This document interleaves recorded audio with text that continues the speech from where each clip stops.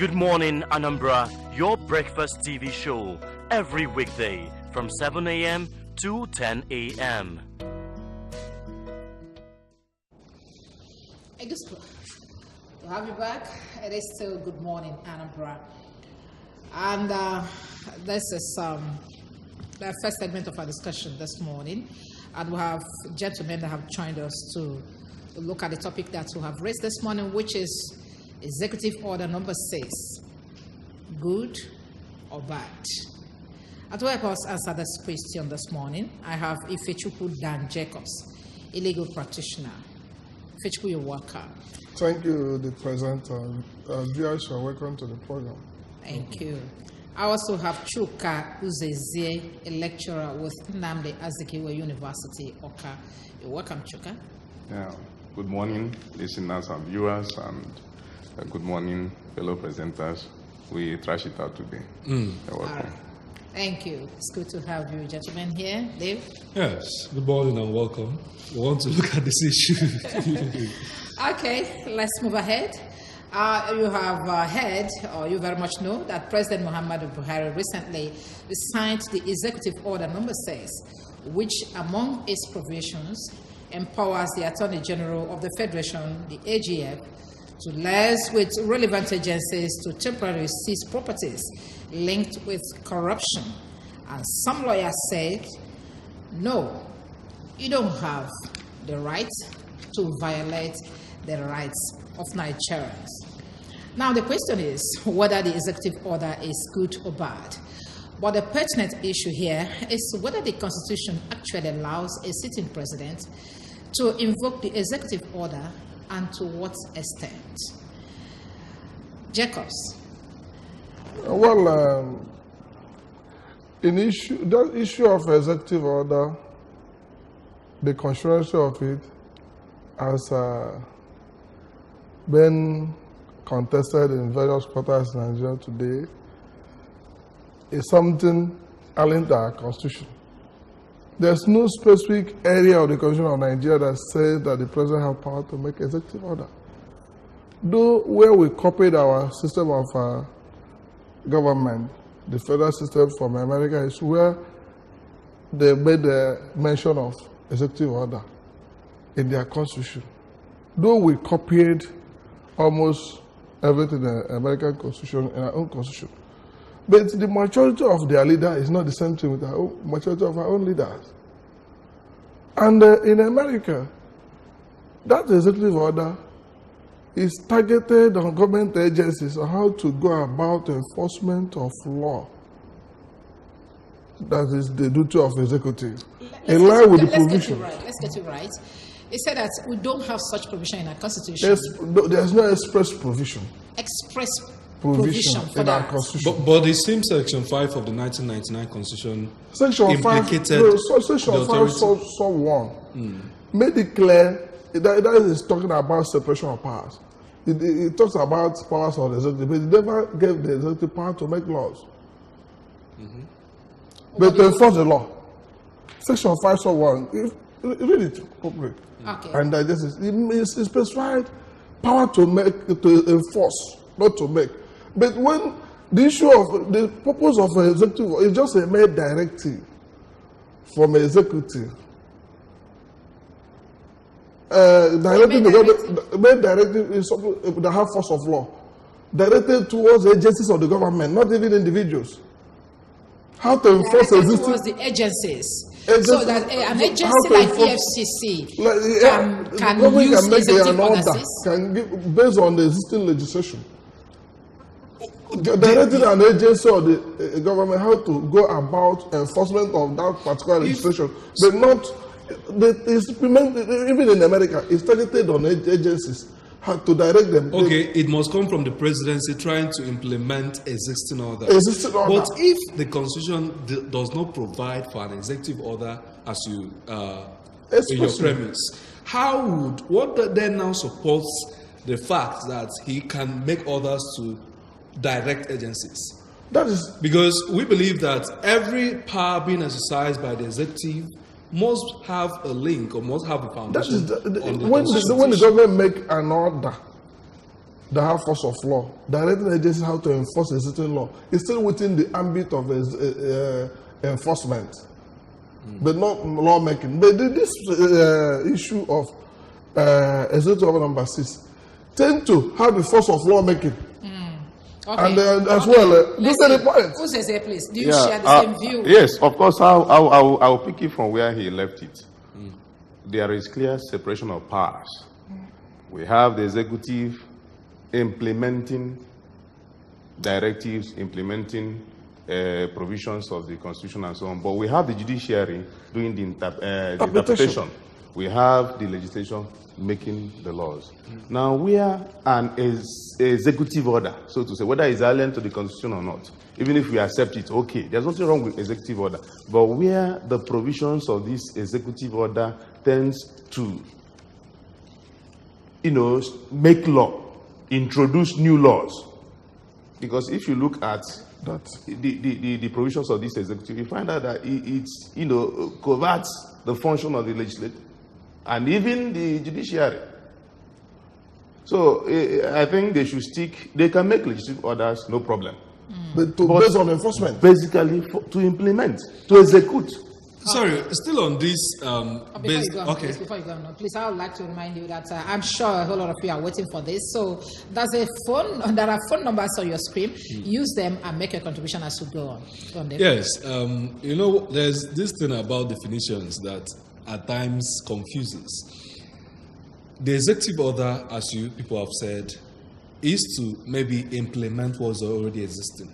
Does it mean that the Constitution in itself is not complete when it comes to implementation? Wouldn't you be putting the executive, the person implementing at that point, in a dicey position to make or to take moves that are higher or that are beyond the boundaries of the Constitution if you allow such to continue to exist? The Constitution is there to guide. That is why it's the ground norms. Okay. That's why if the Constitution is complete on its own, the legislature will not make new laws like acts. Acts, yes. Do you get the point? But the Constitution laid the foundation where the laws they make should base. They should not exceed certain boundaries. Even the legislature, there are certain laws they will make. The judiciary will say that it's unsurpassed, and therefore it cannot stand. So the Constitution set out the guidelines, lay the foundation for both lawmaking, interpretation, and execution. Then from there, provided you do not go outside the expectation or intendment of the Constitution. Let's move ahead. And I know that Uzezie, am I right? Yeah. Okay. I wanted to call you Kim. Sorry. I know in a democratic setting like ours, the Constitution allows ownership of properties, unlike in some socialist climes. So don't you see this executive order as an infringement on human rights? Basically, that is what it is. Because the evil we tolerate today will come back to haunt us tomorrow. There's nothing wrong with people having access to property anywhere in any part of the country. But if the source of the acquisition of this property is suspect, I think the executive arm of the government have institutions granted with capacity and enablement to investigate and bring people who are probably at variance with the provisions of the law to book. And that is what we expect of the executive. Empower the agencies to do their job. If there are things that are preventing the judiciary and other agencies from, carrying on with their responsibility with dispatch, take care of those things and allow them to work. That's all. Okay. I think we'll have a press release from the presidency concerning this executive order. Let's look at it now. Executive Order 6, not a political weapon from presidency. Executive Order 6 is not only revolutionary to the efforts to rid Nigeria of corruption, but a manifestation of systemic changes that are required to make necessary adjustments as we carry on with the war against corruption. Remember that the statement is on quote. The very essence of the order is to make for speedy trials and conclusion of graft cases. The order is not politics, and there is no political gain, or there there's no political gain behind his activation. Okay, that's what the president. Okay, these high-profile cases we are talking about have been ongoing for between 7 to 10 years with no end in sight. These cases were mostly originated by administrations other than this one. What is clear is that the access to these resources by the suspects has enabled them to be in composition to sometime compromise investigation, prosecution, and trial. That's from Malam Garbachel, the Senior Special Assistant to the President on Media and Publicity. I know. Okay, and was it last week? Justice Ijoma Ojukwu had this judgment saying that the federal government has right to execute this executive order or whatever. Okay, but she says something that the Attorney General must obtain court orders before applying the EO6, and it's a good news. But the problem here is, how would you know the properties that are legally or illegally acquired? Jacobs. That is the problem we are saying, because that executive order have already concluded assets they targeted as illegally acquired. That is why we are saying that the due process of law should be followed. Like, if you suspect any asset of any individual, you approach the court. There is a provision in our constitution that the AG can put an expert application, asking the court to grant it to seize the assets temporarily. At that point, the court of competent jurisdiction, once it orders that asset should not be tampered with for the meantime, that stands. But whereby you just wake up in the morning because of one reason or the other, you consider the assets of somebody without due process of law, it's infringement of the fundamental right of that person to own a property. Do you get the point? But once it's court order, the order of court stands. So we should, what we are saying that we should follow due process of law in doing things. We have enough provisions of the law to enforce issue of corruption in this country. Okay, let's see if anybody has joined us. Hello. Hello. Good morning. Good morning. Yes, I am from Oka. I am calling from Oka. Okay, go on. Okay, go ahead. Make a contribution. Yes. Now, my question is this. We all know that a lot of cases in court, are really been adjourned indefinitely. And sometimes we are aware of what the cases are involving fraud and involving the nation's money. Now the question is this: if it is obvious for people are compromising, otherwise I don't see why the case will be adjourned indefinitely. And then I'm asking the lawyer there, is it possible? I'm asking the lawyer there, what is wrong with the government or the person not putting himself forward?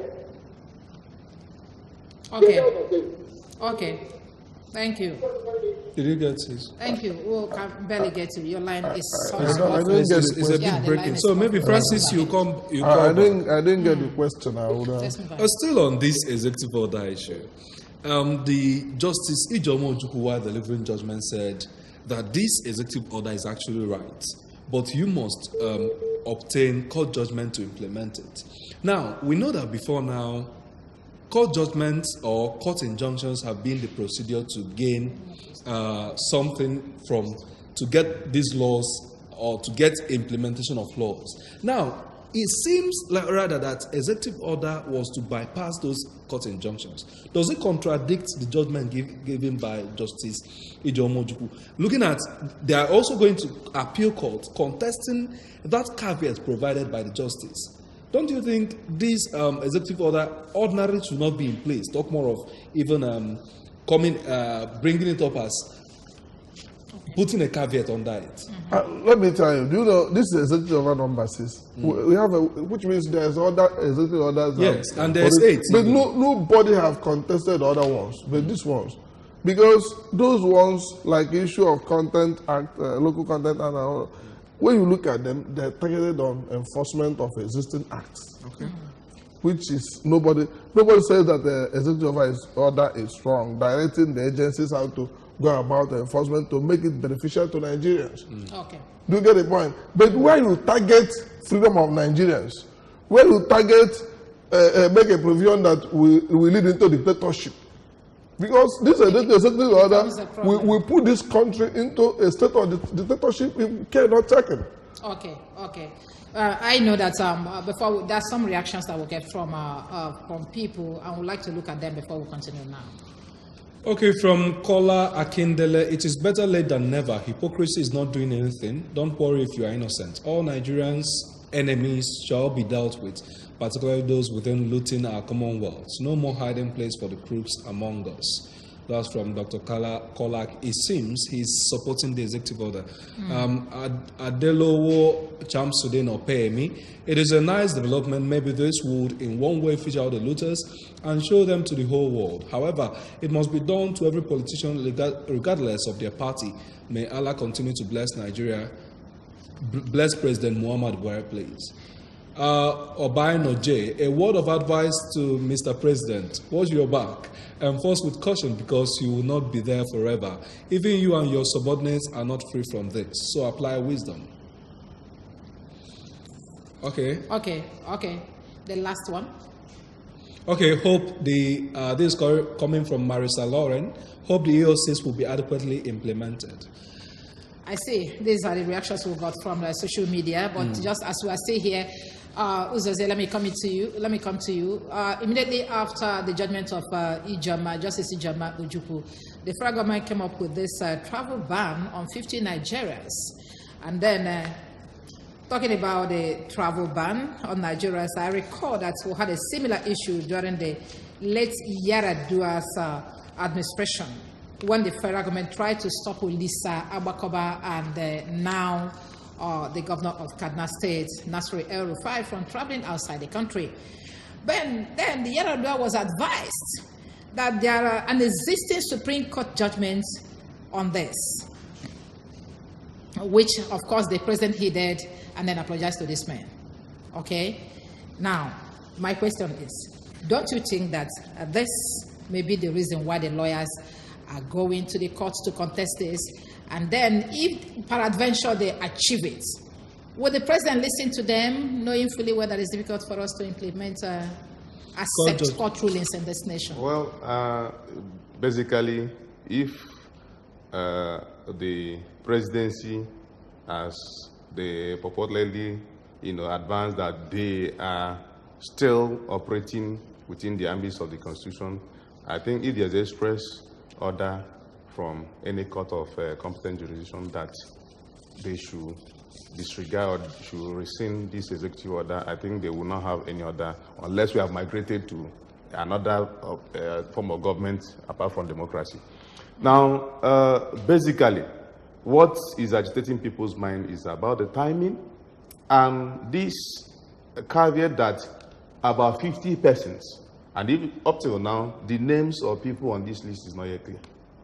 So tomorrow, if you don't know whether if you speak anything or say anything against the government of the day, your name will just enter the list. And we don't know when the list will be complete. Maybe after the elections. The number will complete or it will be there until they finish their tenure. So now, if this was done by resorting to present rulings or court orders, that given these high-profile corruption cases, these are the name of people standing trial, and this is the rulings of these courts or the orders of this court. Based on this, that and of course, if a court have already, most of the people we are speculating their names on this list already. The court has given directive that their passports be kept in the custody, and if there is need for them to travel, they should come make their application, and then if it is meritorious, then they will be allowed to travel. So that is it. Okay. Jacob, do you share the same view because it's your guys that I know? Yes, because this issue of ban by the executive order is contrary to the provisions of the. You're not supposed to. It's infringement on the freedom of those men. Okay, just give me 1 minute. Let's hear from the street, and then we'll come back to you. Have orders under subsidiary legislation. But when such orders are now usurping the functions of the National Assembly, people can query it. When it is usurping the functions of the judiciary, people can query it. For instance, let us take one from the other. I've learned that they're giving order that some people cannot travel. What did the Constitution say about people's movement? People are free to move. It is only the court that can stop you from movement through court order, not executive order. Executive order is for administrative purposes. Under the administrative law, you cannot ask people to do what you don't have power to do. People should read it, like I've read it. They are just duplicating or following the existing laws. Executive order, the president gave, not very, very wrong. Like, I don't see reason why somebody will bought his property with his money, not federal government money. Okay, I would like to have you back. Yes, Jekos, we were saying something. I said, if peradventure the court says that no, that the president has no order, has no right to this order, will it be implemented in this administration? Definitely, if it goes against the order of the court, that is an impeachable offense. Because but we know there are several other court injunctions. There is disobedience to rule of law. There were other court injunctions under this administration. If the court, maybe eventually the matter goes to Supreme Court and Supreme Court rule that it's not proper, okay, and he goes on to implement it, the National Assembly at this point can say, my man, we can't allow you to slip into the dictatorship in our own time. We serve imprisonment notice for violation of our constitution. Okay. Well, go to court, go to court. That's what we usually hear from the presidency, especially when there's an unpopular policy.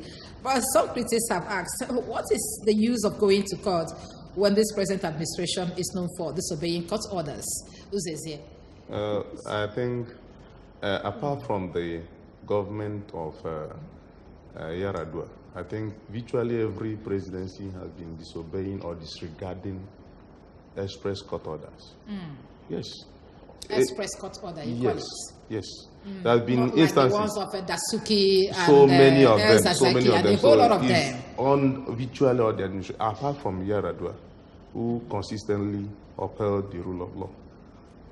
May God rest his soul. Okay. So thank you very much. Thank you very much. We're leaving. What will be your advice on this case before we go? Well, I will simply advise the presidency to limit the presidential activities within the provisions of the Constitution, not to do something that will jeopardize our democracy.